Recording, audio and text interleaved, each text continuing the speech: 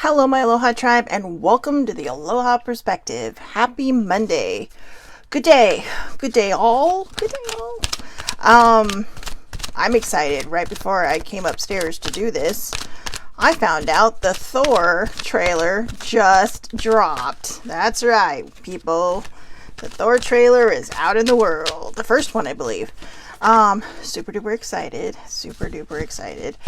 So, you know what? Probably just YouTube it, Google it, whatever. I have to after because, they only showed like a second of it. But, don't forget, at the end of Endgame, Thor left with the Guardians of the Galaxy. So I suspect we will be seeing a little bit of, Guardians action in there. So I'm going to pull some guidance cards. How was everybody's weekend? How was your Easter, if you celebrate? Spring awakening, if that's how you channel your spring vibes. I had fun yesterday. I had fun. It's the first time I spent Easter with my San Diego family in a while. It was my cousin's birthday, and interestingly enough, we had a surprise visitor. My cousin, who's stationed in Florida, had flown out. It was funny. Even her dad didn't know that she was coming. My aunt kind of kept it a secret. She said she had a surprise, which is why I went, because I had a funny feeling it would be Leanne, but I was super duper excited. Always good to give her lots of hugs. So, yay. Anyways, all right, let's just pull a few more guidance cards and then we'll get going. Today I'm going to be talking about high functioning depression. High functioning depression. Good morning, older sibling. So, let's get rolling. Sorry, I'm trying to put these cards in a place where I know they will not fall. Because they tend to, slippery things tend to slide, right? So anyways, number one, you don't need wings to fly. You don't need wings to fly. That simply means that just go for it. Okay? We always will come up with excuses. We'll always try to find a reason why we can't do something. Just go for it. Throw caution to the wind. See what happens. Within reason, guys. Okay, within reason. A lot of times it's fear that holds us back, and so just, find a way to conquer that fear, right? Feel the emotion, soak it in a bit, and then do it anyway. So, live free by your own rules. Just be you. So I love this card, and I love when it comes up. Good morning, Eileen. I love when this card comes up because I think it's a good reminder of what we sometimes do not do and should. We should be out there just really kind of exploring life and getting the most out of it and getting the best out of it, right? I mean, especially now that the world is opening again. Yeah, it's still a little shaky ground, but you know what? Just, if you're comfortable, wear your mask. If you don't feel like wearing your mask, don't wear your mask. Do what you do, okay? You do you, and don't worry about what other people think. Whatever makes you feel comfortable and safe, that's up to you. All right? If you don't have a mask on, don't be shamed by someone who tells you should have one on. If you do have a mask on, don't be shamed by somebody who tells you to take it off. You do you. They can mind their own business and just ignore them. All right? They're just people that always got to be up in somebody's business. Do you need to view this situation through different lenses? Perspective. So that's the Harry Potter perspective. So anyways, do you need to view the situation through different lenses? If there is something that is happening in your life or something that's going on, take a step back. All right. Try to step out of the box over here or over there, or over there, over there. Okay. But try to step out of the box and look at it from an outside view. Because a lot of times you will actually be able to see in and get a different perspective. Sometimes we're so close to a situation that bothers us, hurts us, whatever, that we don't see the bigger picture. We don't see the broader picture. And that can cause us to overthink. It can cause us to come up with scenarios that do not, exist. Which is basically overthinking in different words. It can lead to a lot of bad things. Okay, so don't get sucked into that. Don't get sucked up by life's game. Learn how to play it. All right. Embrace your weirdness. I love that. Embrace your weirdness. I embrace my weirdness every day. I started doing this when I was a lot younger because I was a very awkward person growing up, and I was awkward then. I'm delightfully awkward now. So And by delightfully awkward, I just mean at one point I just said, fuck it, I'm just going to embrace that I'm different. And it's fine. It's fine. I like it. I love it. And I honestly, I'm probably not that much different from a lot of people, but there are times when I would also say when they say embrace your weirdness, just be yourself is really what that card is saying. Just be yourself. That's what the card is saying. There's always going to be somebody out there who calls you weird. There's always going to be someone out there who thinks you're strange or whatever. Even if you're normal. There's always going to be somebody. And like I said, it's because somebody always has to be up in somebody else's business. So don't listen to them. You are no longer a servant to that which weighs you down. You are free. We keep getting this card over and over again. I think this is like the third time in that amount of times that I've used this deck, and we have gotten this. Right? So, I like to think of this as validation. I had some big moments that really kind of made me realize that even though I had stepped into the new chapter of my life, I didn't step onto the path. Stepping into the new chapter of my life was like stepping through the doorway, and I was standing on the welcome mat, but I needed to step into the path. And I needed to let go of the fear. I needed to let go of the anxiety of it. I needed to let go of any expectations of what I think may happen down the road. And I know that a lot of people are like, yeah, but you should have goals and stuff. Well, goals to me and expectations to me are two different things. Good morning, Father.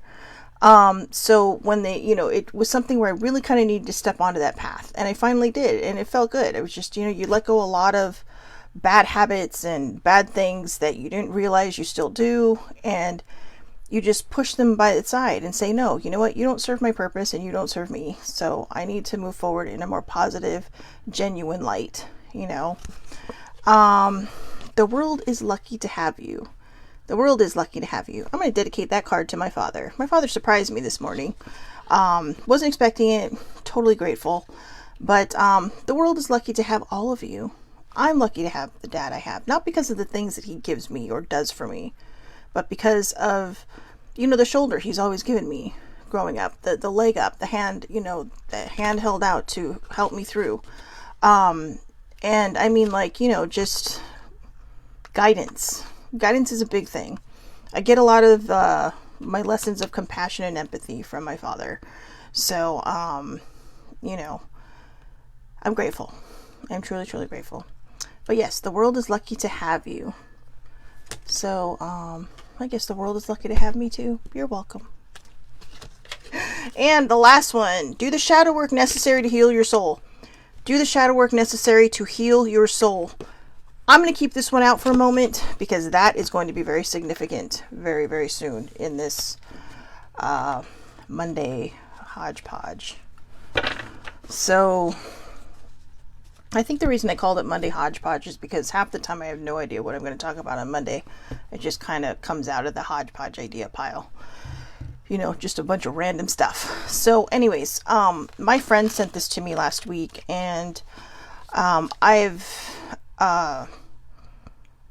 to protect her anonymity, I will not be saying who sent it to me. I know she's not on right now, but she's a really good friend of mine that I've talked about. We've recently, it's like within the last several years, that we've become like besties, and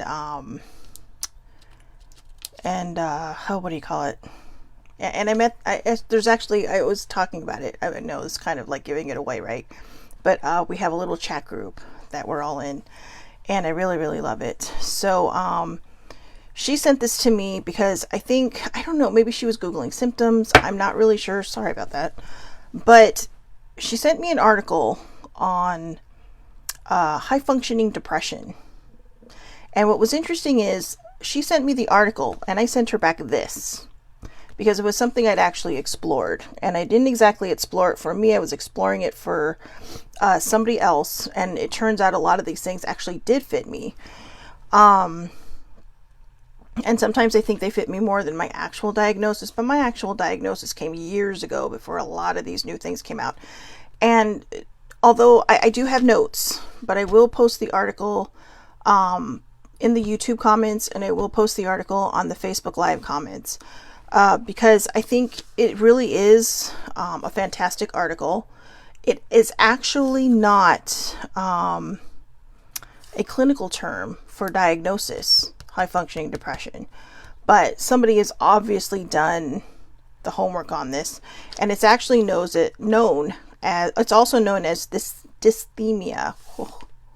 I can't seem to get that out. Dysthemia. So dysthymiA.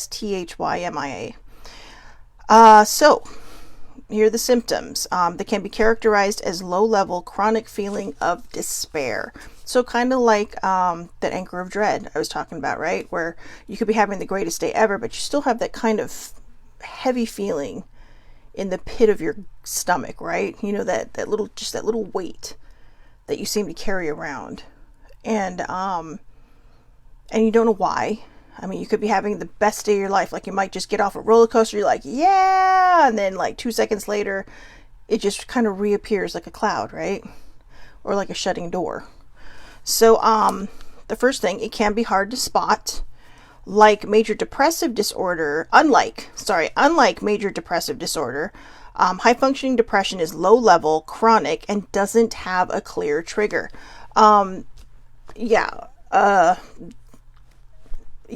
So I think that's why it gets confusing for people. In a way, even though this doesn't have a clinical name, it kind of reminds me, it seems very similar, like maybe a cousin or a sibling, or maybe it's a twin, to persistent depressive disorder, which is just consistent. But I don't know the symptoms of that, so I don't want, and I haven't really read up on that one yet, so I don't want to discuss that too much, because again, this is from my perspective. The reason I want to post the article is there's so many more things in that article, like SAD versus depression, and the little links that go to other things. There's like links within links, and they can help you through these things if you feel like you fall into a category very similar to this. Now, I do not suggest people self-diagnose, but if you do feel these things, then click on the links, because a lot of these links that I'm talking about are the ones that tell you what you can do to kind of push through that, to help yourself move through that. And that's one of the reasons I wanted to talk about that today. And that's one of the reasons I kept this card out, the shadow work, because it will come back up in my subject at the end. So I did write these down. These are symptoms of high functioning depression. And then I'll get back to my notes in here. Feelings of hopelessness, poor self-image, lack of energy, inability to make decisions, difficulty focusing on tasks, overeating or no appetite, insomnia or sleeping too much, disconnected from others. So this is actually, this is something, okay, so my dad asked, do you know if these are backwards? Yes, I do. Okay, so guys, I have to do these on my phone, because for some reason, when I've tried to do lives on my computer, which I actually think puts things the correct way, I struggle with uploading them. So, and also I've kind of struggled with the whole live thing on the computer and all that, because a lot of my notes are right in front of me, but, it just kind of got used to doing it on the phone. So I do realize they're backwards, and I am sorry for that. I know I show you guys these things, but a lot of times I just show you the pictures. So, but anyways, I will also post the symptoms in the comments on both YouTube and Facebook. But, if any of these things, or even more than one of these things, kind of run into your daily lives, you might want to consider that it's an issue. Now, again, this is not a clinical term for diagnosis. This is something that people are, what is the word I'm looking for? Researching. And realizing that, it could be, one day it could be a spoke in the umbrella. But again, just to kind of reiterate, high functioning depression, also known as dysthemia, can be characterized as a low level chronic feeling of despair. It is hard to spot, and it's hard to spot because it's high functioning. High functioning depression means you could be living your life. You could be doing everything. You could go to work. You could go out with your friends, your family, go to events, and everyone will think you're fine. A lot of times people who have the regular depression. I don't mean that in any disrespect. They do the fake it till you make it. But a lot of high functioning people, it's just, I'm there, but I feel like I'm carrying a weight, like I'm dragging a weight behind it. This belt is around your torso area, and it just feels like it's holding you back, but you're moving forward. You may be moving forward slowly, but you just feel like you have that, again, that weight in the pit of your stomach. So, what can you do to address high functioning depression? Increase self-care, self-expression, and medication. Now, before everybody jumps down my throat, because I know some people say medication isn't always the way to go. For some people it is. And I'm going to step to the side here for a second out of this conversation.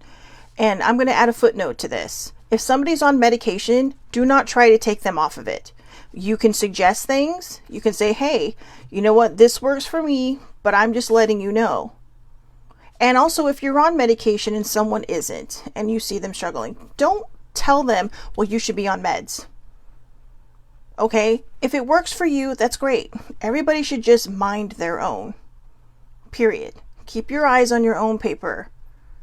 All right? Because a lot of times when we sit there and say, well, you shouldn't be on medicines, it's just people trying to hold you down. If it works for them, it works for them. You do not know what this person has gone through and what this medication may have done for them. They may have been in the pit of despair, and all of a sudden they have a sense of normalcy because something was starting to level them out. What works for one person doesn't necessarily mean it'll work for the next person. It might for the person after that, in which case, if you just have a very adult, open conversation about it and say, well, this works for me, and they say, well, this works for me, and you're just like, okay, hey, I'm really glad that you're doing okay. That person that you're trying to convince to do either or may say something to somebody else, and that might be what helps them. But don't try to force your ideals onto somebody else. Don't try to force your ideas, period, of what you think they should be doing onto somebody else. Okay? And don't shame them, all right? Those of us who have a dinged up mental health should not be fighting internally. Our fight is about educating people, making people understand the best that we can what it's like to have mental health. My biggest thing is I wouldn't wish it on my worst enemy. And that, to me, that kind of says a big thing. That's a huge, big thing. Because you know what? It's a weapon. It's a nasty, nasty sad bomb. And you know what? It could probably take out your enemies. It's that bad. Or it could cause them to do bad things. So definitely would not wish it on my worst enemy. But, so the next one. Though not a clinical term of diagnosis, high-functioning depression isn't prompted by tragic events or a change of fortune. Often you feel clueless about its source. So, when they mean tragic events or a change of fortune, just things that happen very drastically, right? Like, it could be, like, associated to grief or, big events, high-functioning depression it's kind of an animal of its own, from what I've been reading about it. And it's just kind of there. It's just kind of there. I mean, again, as I've mentioned a billion times already in this perspective, it's like a weight sitting in the pit of your stomach. And you feel all this joy around it. You feel all this sunshine around it. But there's still that little, in the back of your mind going, oh. So if you struggle with high functioning depression, you will still do your life, your work, your family, friends, events, etc. But the heaviness rarely leaves you. You carry a feeling of exhaustion everywhere you go, and you feel weighed down by burdens, etc. Again, I think I just kind of covered all that, right? In what I just said.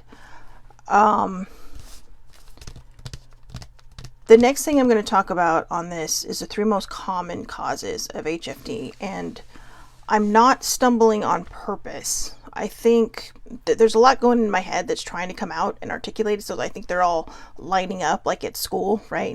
After recess, everybody gets in the line, because I think they're the thoughts that need to come out to help us.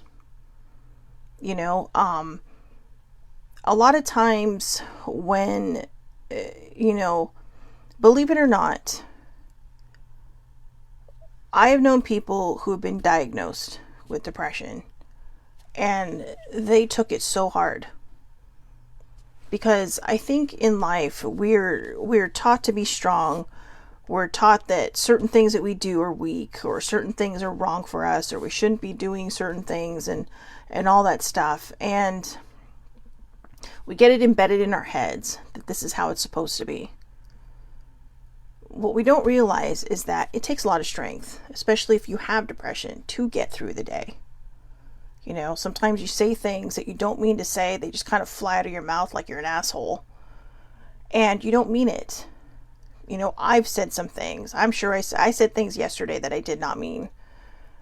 And they just kind of flew out. And I think I was in a cycle where I was literally I was still in that spiral, but coming out of it, right? Because I was telling you, I hit bottom spectacularly last Monday. And I've been climbing out of the well. But as unnecessary as some of the things was that I had said, I realized on my way home that it was my fear rearing its ugly head. And that's not something that I want to carry anymore. You know, being defensive was a very poor choice in defense for me. But it was the only shield I knew. It was the only protection I knew. And it was the only way that I could protect myself in some weird, messed up, screwed up way in my head. It made sense. And if you asked me to explain it, I probably couldn't. Because when you have a dinged up mental health, you'll do anything to make yourself feel protected. And to make yourself feel like, you know, that you are strong. That you're not weak, because hey, I can stand up for myself. I can show you I believe myself. I can call people out and say blah blah blah. And it's not right. There's a time and a place for everything. And sometimes that's the balance that is the hardest to find. But I journaled about it last night. I started a new notebook. So you knew there was the feral floof, and then there was the just the floof, and now I was joking with sibling and saying I need to domesticate this floof. And now I have a book called The Musings of the Domesticated Floof. So the floof is my inner child. And I was very shy growing up as a kid. And so I think, you know, with a lot of the things I have talked about in the past, there was a lot of confusion for my inner child, a lot of holding back and not really living my life, you know, just being a kid. There was when things happen to you and you try to protect everyone around you by keeping it a secret, you tend to just grow up way too fast. And I think because of that, it's like, you know, like I said, my parents gave me this wonderful childhood and I got to enjoy that. But there was also this other side of me. It was that duality part. And that's the duality part that I got to get rid of. I need that part to just disappear and die. So I can enjoy everything. So I can, you know, re-entertain the idea of an inner child and having fun and having glorious and holding on to the good stuff, right? I mean, come on. My parents made sure I got to go to Disneyland every year. Now you know I'm obsessed with it because I love Disney. But, you know, they made my childhood great. They kept me from being a statistic. And so there was a lot of confusion between the person that I was hiding and the person who I was and wanted to be. And so I think for me, this is where high functioning depression does kind of come in, because that even though I do have an official diagnosis of major depressive disorder, which I truly believe is getting in check now, I think somehow this was the thing that was in the pit of my stomach. This is the thing that I was telling you guys about, where I thought I was numb and I thought I wasn't feeling, and it scared me. But it turns out that's just what contentedness feels like. But it was so unfamiliar to me, I made it something bad. And in a lot of ways, I think high functioning depression can be very similar. Again, remember, this is not a clinical diagnosis. This is not anything but my perspective, my opinion. But I think when it comes to high functioning depression, I think it is all these things that we bottle up. Like that weight in the pit of your stomach are all the things that you leave unhandled, undealt with. The things that we choose not to look at, the things that we choose not to heal. So the 3 common causes of high functioning depression are trauma. Unfortunately, many childhood traumas are left unprocessed. People with HFD rarely have time to consider their past. They press forward aggressively, avoiding memories or incidents that may draw attention to unhealed emotional scars. So again, trauma is number 1 on the common causes. And I'll read that again. Unfortunately, many childhood traumas are left unprocessed. People with HFD rarely have time to consider their past. They press forward aggressively, avoiding memories or incidents that may draw attention to unhealed emotional scars. I did this for a long time. When I was a social butterfly, way back in the day, I really kind of was up until a few years ago. I mean, I'd go out, I'd do stuff, but I think the weight of all the things that I had repressed and did not want to deal with were really starting to build. And it was my facade was starting to crumble. And I didn't realize that it was crumbling in a good way because it led me to become an advocate for mental health. But it also led me to a path of healing. I was not taking time to deal with things that needed to be healed. So life threw me into it. I can look at, being laid off from my job as being, horrible and this, that, and the other. And I did for a long time. It added to my depression. But as I'm starting to come out and understand, and look how long it's taken me because I resisted it. But as I'm starting to come out, as I've mentioned since like October, November, when I was doing the shadow work and whatnot, when I truly started that, I took the reins of this stagecoach of my life. And I chose to just stop, jump down, and just turn around and face the bandits, right? The bandits are those scars, the memories, the repressed things that you don't want to remember. Because until you stop and face things that hurt you, and this is just my opinion, okay, because I don't want to trigger anyone, but for me, I had to face it. Otherwise, it was going to keep chasing me. And this is kind of what this is saying. They press forward aggressively, avoiding memories or incidents that may draw attention to unhealed emotional scars. Those are the bandits chasing you. And they're not going to stop until you stand up for yourself. And by that I mean sometimes you have to stop and just put your hand out and go, no, I'm done. I'm done. We're going to deal with this now and we're going to heal it. And yes, it might hurt. To be honest with you, it's probably going to hurt. Because you're gonna be faced with a lot of things that you forgot about, a lot of things that you pushed down. And by being the social person that I was running from it. I didn't want to deal with it. I constantly kept myself busy so that I didn't have to, but I didn't realize that's what I was doing. When I read this paragraph last night, it was like just, woo, it's like those movies, right? At the end where all the pieces come together and you're like, no, okay, I see it. If you haven't already figured it out, right? I am my father's child. And a lot of times I figure out movies before they're over. But in their usual reveal, right? You start to see all these things that start to make sense. And when all those pieces of the puzzle fall onto that table in their right positions, you're like, I see the bigger picture now. And I didn't want to see the bigger picture because it hurt me enough when I was going through it. I didn't want to go through it again. But this time I had to relive it from a place of strength. My strength. And there were times when I did not feel strong. There were times when I felt like I was going to crash and burn so hard that I would never rise from those ashes. And yet surprisingly I did. Gratefully I did. And I know if I can do it, anybody can do it. You just have to be prepared for it. I wasn't. It felt like being thrown in the deep end without the arm, floaties or the inner tube, right? You're just kind of like, oh my God, got to learn how to swim. That's one of the reasons I do the perspective, because I figure if you are going to attempt things, make sure that you are safeguarded. Make sure if you need a therapist to walk you through it, get a therapist to walk you through it. If you need friends to support you, find the friends to support you. Just tell them, look, you may not understand what I'm doing, but this is something I have to do for myself to get better. And as you do that, you will start to get better.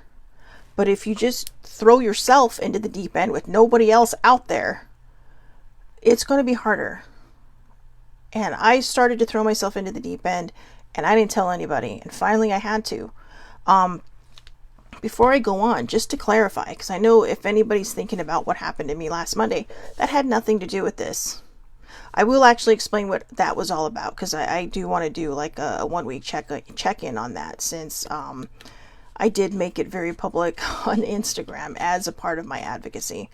But let's finish this first, okay? So number 2, intergenerational depression. Sometimes depression is just a part of the DNA. Sometimes, exactly. I know a lot of people say that depression is not hereditary, but it's part of the DNA. But you can also be the person that breaks that chain. You can reconfigure your DNA.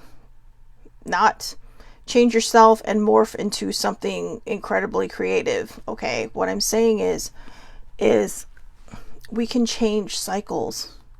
Our bodies are made up of energy, water, electricity, all that stuff, right? Flesh, obviously. We're not, all that stuff has to be encased in something, right? We're like sausages with legs and arms and a head.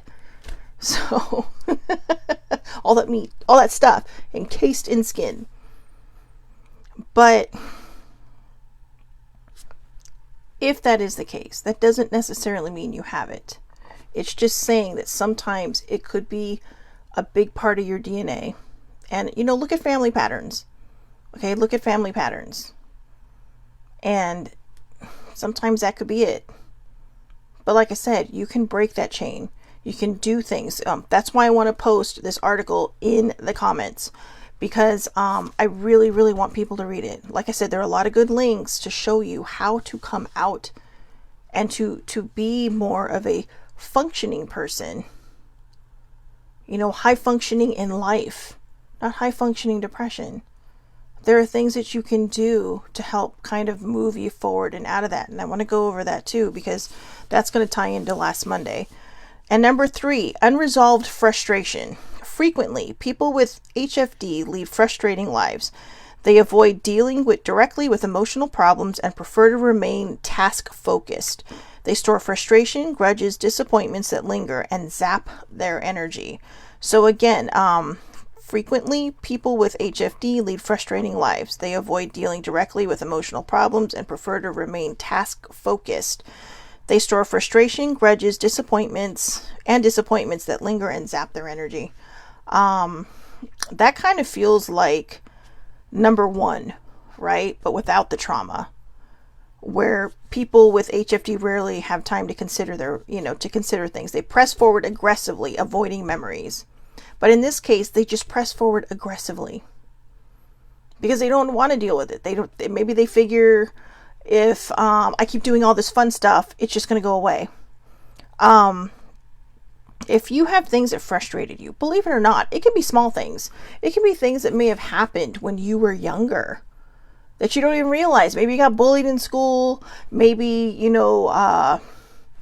had a pet that passed away. Maybe if you have siblings, you felt your parents favored one over you when they probably treated you both equally. But if you're that sensitive, sometimes you can think they favor others over you. And, it's little things like that. But if you do not face these frustrations and you keep pushing them down and down and down, and you do not let them out, they are also going to cause a bit of an issue. Okay, they're going to build themselves a little city inside of your tummy, and it's going to weigh you down. That's why, God, for the life of me, I cannot remember that man's name. The TikTok video I told you my friend sent me. Set a timer. Okay? If something is upsetting you, set a timer for however many, 5 to 10 minutes, no more than that. Rant, rave, scream, punch a bag, not a person, a bag, a punching bag. Go for a run, go for a jog, go for a walk. Feel the emotions. Allow yourself to feel the emotions. Allow yourself to just kind of embrace them and give them a moment to feel themselves out. Go through it. Go through the emotions. You'd be surprised, okay? There were things this week where I had to go through the emotions of things, and within 5 to 10 minutes, I was fine because I made the decision to not push it down and say, you know what, I don't want to think about it. I mean, how often do we say that, right? That sounds pretty familiar, correct? I don't want to think about it. I don't want to deal with it. And so we push it back. But what we're not doing is letting it go. We're pushing it down and holding on to it. It's like throwing something into a junk box and just saying, well, I don't want to deal with this right now, so I'm just going to throw it in here. And eventually it becomes clutter. And it becomes things that you don't want to deal with, things that you can't deal with. You don't have the capacity to deal with.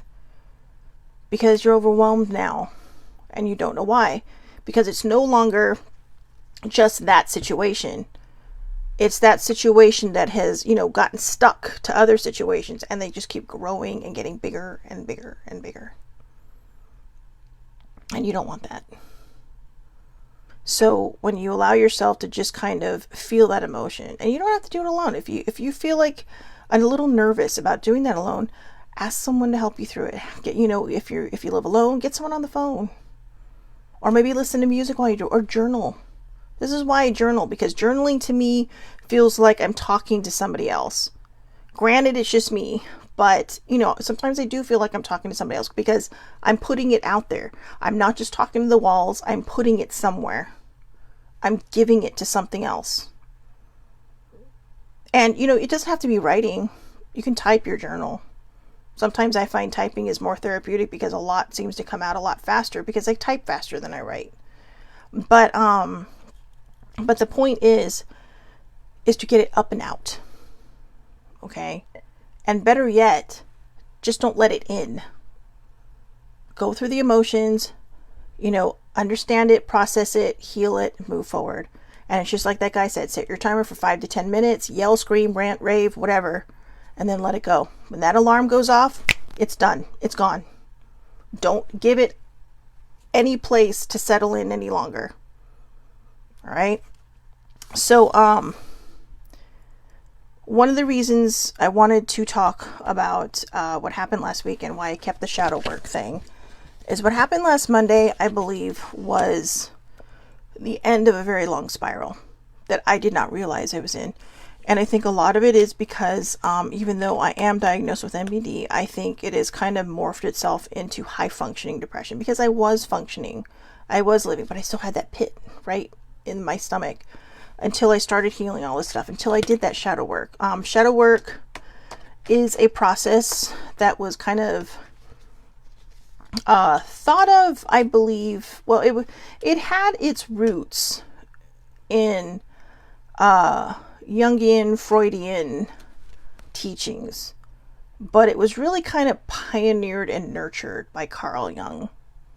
And it was because a lot of it was stuff that he had to process. And he realized, whoa, this is helping me.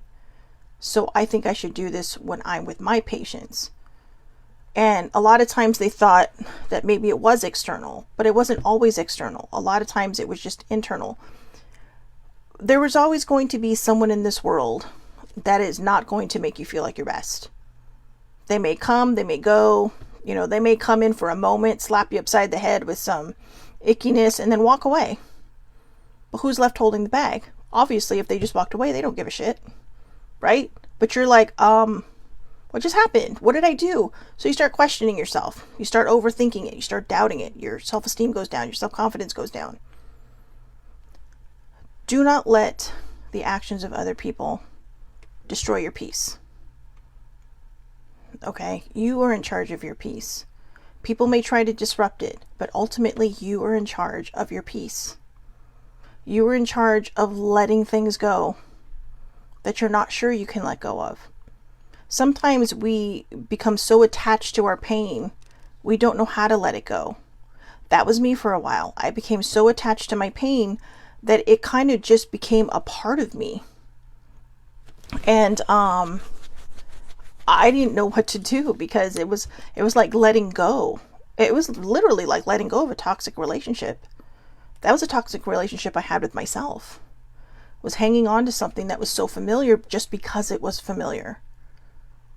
And when I let it go, like all these new emotions arrived. And I didn't understand them. And I think last Monday was bad. It was dark, guys. I mean, I know I've explained that before, but it was dark. It was bad. And it was scary. But, you know, even though older sibling was there and asking me, what can I do? What can I do? What can I do? I shut her out. And I don't normally advise that, okay? Because I know I'm always saying, make sure you have someone nearby, but I knew she was nearby. But I knew this was something in my heart that I had to do alone. It didn't feel like it at first. At first I thought I was just throwing a tantrum. I did. But when I'm like, God, no, just leave me alone. I'm going to go lay down. I did a lot of things around my room. You know, I was putting new sheets on my bed. I was complaining. I was everything under the sun. And then when I laid down, though, it's like clarity started to set in. I couldn't sleep. I was trying to sleep. But I think my brain was telling me no. Do you realize what you just did? It took me about 2 days to realize what I did. But the seed had been planted, the subconscious seed. I had survived it on my own. And I think what happened to me last Monday was to show me that I'm stronger than I used to be. Or actually, a lot of the things that I've been through in life, I've always had to be strong to get through them. But I started to see my strength. And in the days that followed, you know, that Monday the 11th, I started to see more and more how much I'd grown. And that's why now when I say, you know, the quote that my mom always told me, don't look back, you're not going that way, I always add to it what older sibling says to me, Laura, that the only time you should look back is to see how far you've come. I had to look back to see how far I'd come. And I'd come far. And it wasn't a surprise that this happened to me. Oh, look, it's 9/12. That's the day my mother passed. And I always kind of associate that with her. Like, when I see that, or 7:07, I feel like she's around. Just saying, hey, look, you know what? You're spot on. It's like validation for me. And it's not surprising that what happened to me, because just a few days previous on the perspective, the week before, I had mentioned that I was fully stepping into this new chapter of my life. And it's still my life. The only thing I'm doing is I'm closing the book on my past. I'm closing the book on the pain. I have found that I can honor my story, and I can honor my advocacy in regards to my story without having to carry the pain anymore, without having to have that anchor dragging behind me. The only anchors you should have are people. And by that I mean, I call support people anchors, because they help keep you from floating away at the worst possible times.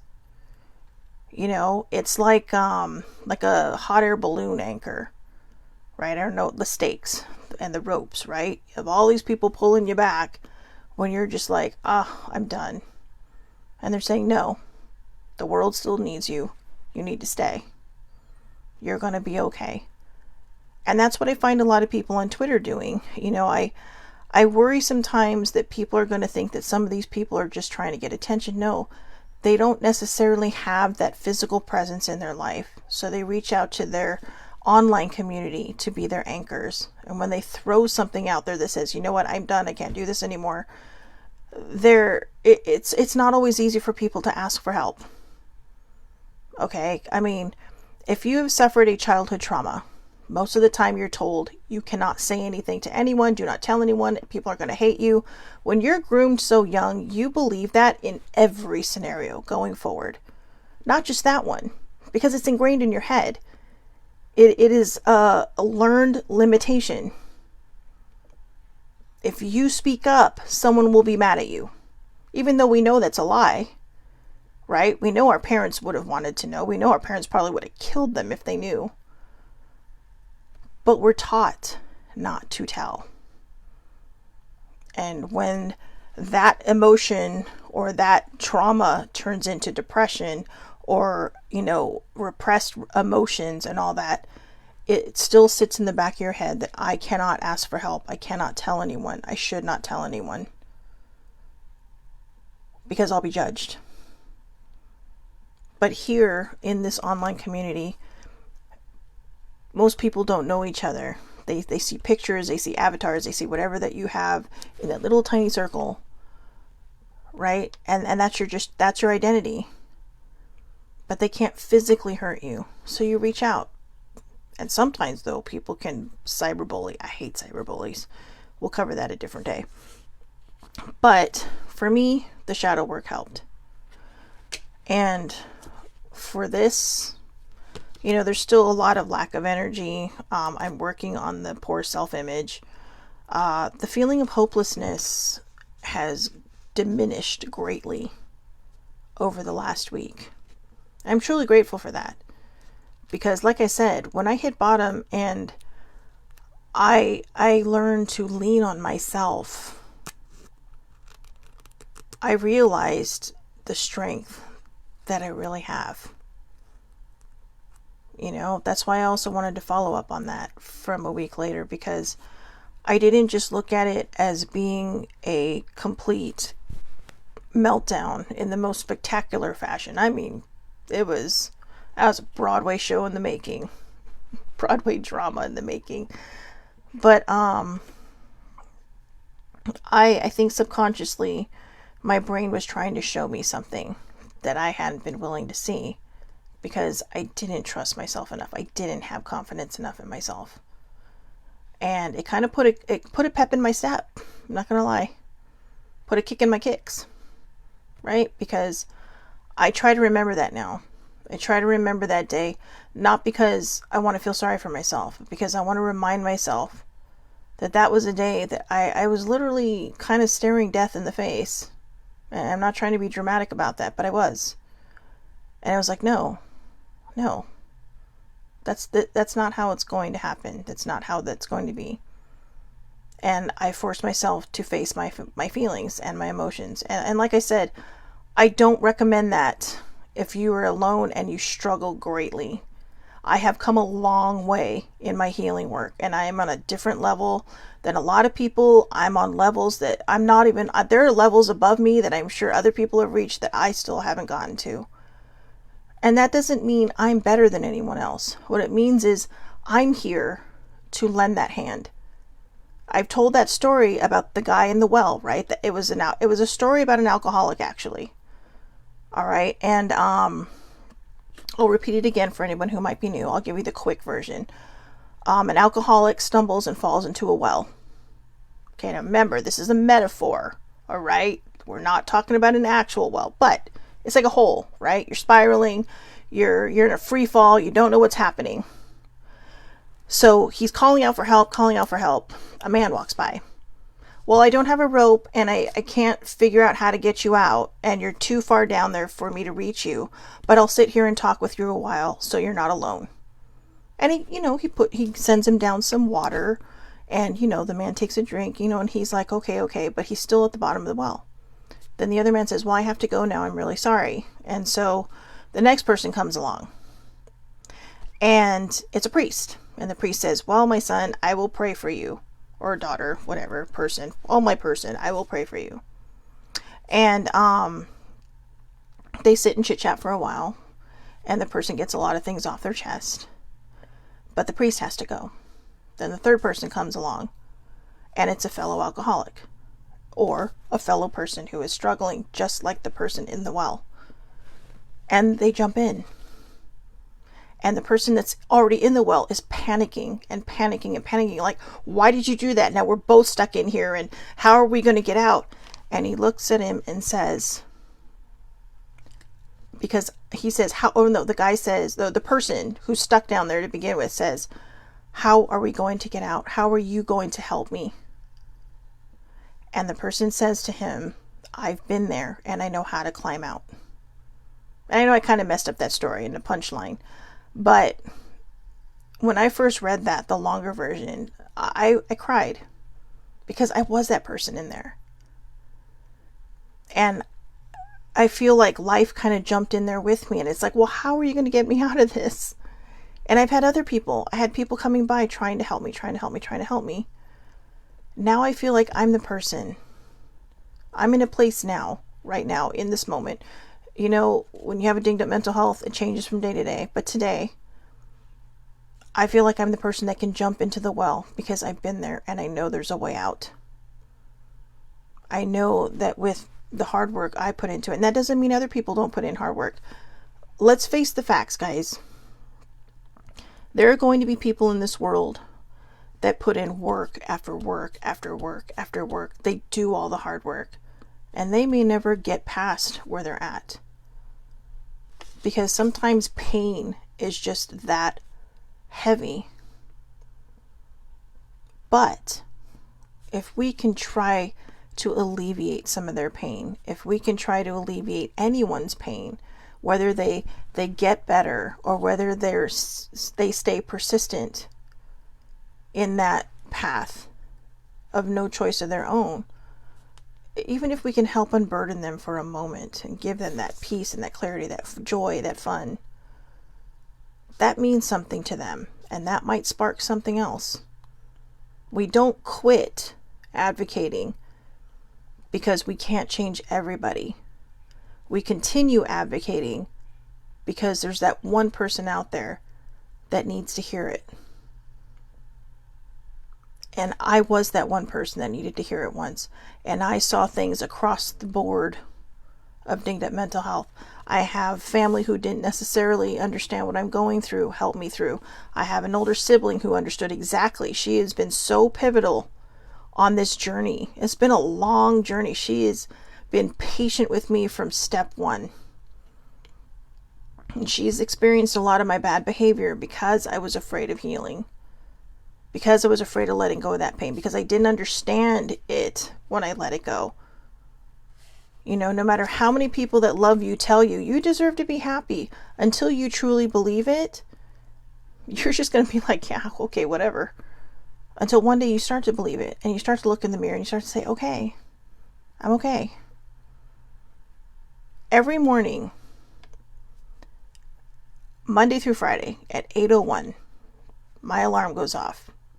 It's a mental check-in alarm. Even if I'm having a good day. You know, it's a moment that I stop and take a minute or so to assess where I'm at that day. I didn't do it in the morning because I figured by 8 o'clock I've been up for several hours. I should know where I'm at for the most part. Now, there have been times where I've checked in at 8:01 and it's like, okay, I'm good. And I'm a hot mess by the end of the day. But when I started doing that check-in, and even more so now that I'm really, truly paying attention to it, I'm starting to see the differences in myself because I'm paying attention to that. On the weekends, I set it for later, right? I mean, seriously, we all like to sleep in, blah, blah, blah. I could be out and about though, 12:01. That alarm goes off and it's like, oh, give me a second. I've had that alarm go off during breakfast or lunch. And it's like, oh, wait. And they're like, what is that? I'm like, oh, it's my mental health check-in alarm. It's my mental check-in alarm. Because I'm trying to put things into place that remind me that, you know, I do need to take care of my mental health. Okay? Like I said, the shadow work has helped me in the past. There are things that you can do to take care of yourself. I forgot to write them down, so sorry. But self-care, creative expression. Oh wait, no, it was up here. Self-care, creative expression, and medication. And increased doses of self-care and creative expression. In fact, just really quick, I pulled the creativity deck. I thought, why not get started with that today, right? So all right. I love this. I literally just pulled the top card off. Sometimes it's hard. I love how this stuff works. I literally almost pulled the black deck up there, but I ended up pulling the yellow, or the yellowish green one. And it was perfect. When you listen to your guide, your spirit, your intuition, whatever you want to call it. I accept that the creative process is not always easy. Now, this is the creativity affirmators deck, but we're going to talk about the creative expression and self-care. Okay, so we're going to talk about healing, creative expression as healing. I accept that the process is not always easy. I know it doesn't magically rain down from the sky while people lay around on beanbag chairs and muse about music. Making something fun from nothing is sometimes very hard, and that's okay. I'm happy to roll up my sleeves and slog through the hard parts, knowing it'd be a whole lot harder to live an uncreative life. So basically what it's saying here, making something from nothing is sometimes very hard. It can be hard, and it can be scary because, it's unfamiliar. And, if you're older and an adult like I was when I started healing, that means you've been carrying stuff around for a very, very long time. And it's kind of ingrained in you. It's kind of become a part of you. And for me, in my perspective, and it could be something somebody else goes through, when you let go of those feelings, there's a certain amount of grief that comes with it. And I don't mean grief like, oh, good grief. I mean grief. I mean like legitimate mourning. Because it's unfamiliar. It's literally, you were saying goodbye to a toxic relationship, but it's a relationship nonetheless. It's a relationship that you've had with yourself that did not serve you, that did not fill your cup.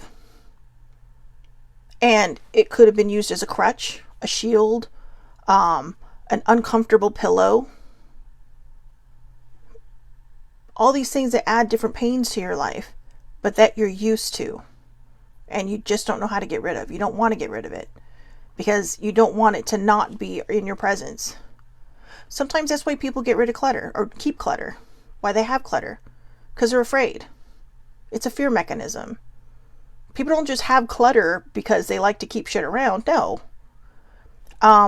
Clutter is the opposite of OCD. It's an anxiety. It's a fear, right? You have people who have OCD who keep everything clean, and like one paper out of place freaks them out, right?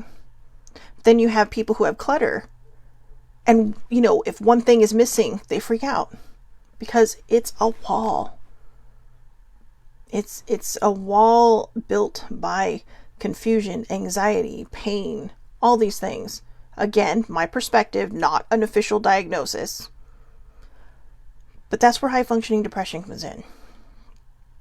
And a lot of times, think about the name, right? High functioning, because you don't realize you have it. You don't realize you're suffering through something because, you might blame it on just being tired from work, being tired from life.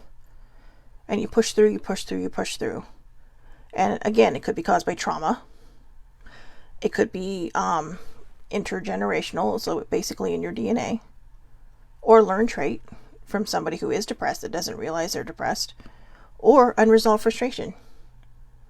Maybe you're mad at your boss, or maybe you're mad at life, maybe you're mad at something that happened to you 15 years ago, and if you didn't go through those emotions and it was pretty steep in the feelings, it is probably turned into some kind of weird thing, right? Think of like if you've ever seen the Fantastic Beasts movies, the Obscurials, right? They were the ones who just could create this chaotic magic, and when they display it on screen, it's just like one big ball of like smoke and lightning, and it looks like a tornado without the shape of a tornado. It's just like one big storm just happening, and it destroys everything in its path. But in this case, it's stuck inside of you and it's destroying you because it's holding you down. It's making you feel horrible. Okay, so like I said, if you need to do the shadow work, do the shadow work. If you're nervous about it, I highly suggest seeking professional help or people around you who can help you through it, who are patient and who do have a high level of empathy and compassion, because you may create scenarios that they may not be ready to handle or able to handle, which is a lot of times why I really suggest seeking professional help on that, because they're trained, they're schooled to know how to help you through these things. Okay, so I hope everybody has a great day. thank you so much for watching. I know this was a bit of a heavy thing to start with at the beginning of the week, but this is something that's been sitting on my desk for about 4 or 5 days now, since probably last Tuesday. Okay, so almost a week. But it is something I've wanted to talk about, but I feel like I needed to really wrap my head around what happened to me last week in order to do this, because I think today was the perfect day, because I've shown in a lot of ways that for a lot of people, maybe not everyone, but for a lot of people, healing is possible. You know, getting things back into check, getting your dinged up mental health into check is possible. Keeping it under control is possible. Sometimes you have to nurture it and water it and feed it and all that stuff to keep it happy. And sometimes, yeah, guys, it might take a little more effort for us than it does other people. But don't compare yourself to other people. Okay, you don't know what's going on behind their eyes. You don't know what's going on in their head. And, you know, somebody that you may think has their shit together, maybe a person suffering from high functioning depression, maybe a person who has just found a way to push things down, down, down, so far down that even they don't realize it's still there. So keep your eyes on your own paper. All right. I hope everybody has a wonderful, wonderful day. Remember, this is just my perspective on all of this. You may have a different perspective. You may have a different view or thought on this. But please do read the article in the comments once I post it. And again, I will post it on the YouTube comments if you are watching it through Twitter or on YouTube. So again, have a great, great day. I will see everybody back here tomorrow, 8:30 a.m. Pacific Daylight Time. Tomorrow's Tuesday Thoughts. No idea what we'll be talking about, but I appreciate you joining me. Shelly Marie Lucas. The lives are public on YouTube. It's under the Aloha Perspective with Shelly Marie Lucas. I'm going to upload that right now, so it'll be up there in a few minutes if you want to watch this again, or if you want to watch it again on Facebook. So have a great, great day, and thank you so much for watching.